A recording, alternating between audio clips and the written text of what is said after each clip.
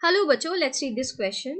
Find out the true and false statements from the following and on that basis find the correct option. यहाँ पर दिया है rate of a physical or chemical process refers to the amount of product formed per unit time.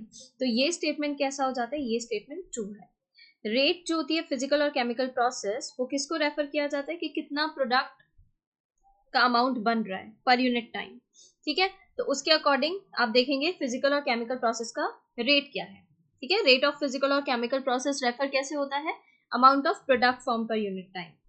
ठीक है, अगर reaction fast चल रही होगी बनने वाला प्रोडक्ट क्या होगा? ज्यादा होगा पर यूनिट टाइम में. और अगर रेट स्लो होगा तो पर यूनिट टाइम में जो प्रोडक्ट बन रहा होगा वो कैसा होगा? कम होगा. ठीक है, तो ये ट्रू हो जाता है.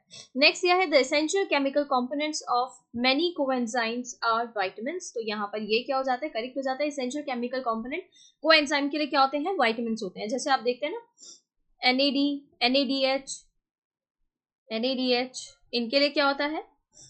कौन सा विटामिन है इनके लिए? Niacin. Okay, niacin essential chemical component है for coenzyme. NAD and NADH के लिए.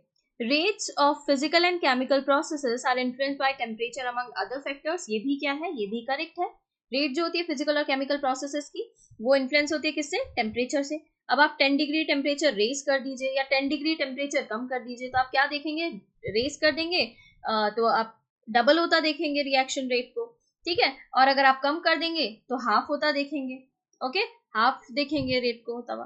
तो ये क्या हो जाता है? करेक्ट होता है. इन्फ्लुएंस होता है टेम्परेचर से. करेक्ट है.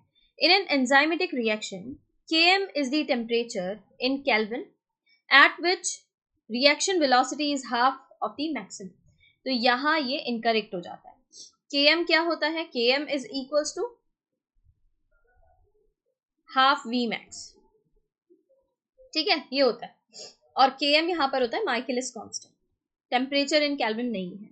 तो ये कैसा है आपका? फॉल्स है. बाकी दिए गए स्टेटमेंट ट्रू है. A, B, C ट्रू है बिल्कुल और D फॉल्स है.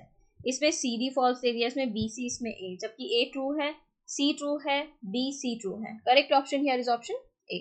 इसके regarding information new NCERT class 11 page number 113 and 118 पर गिवन है. Thank you.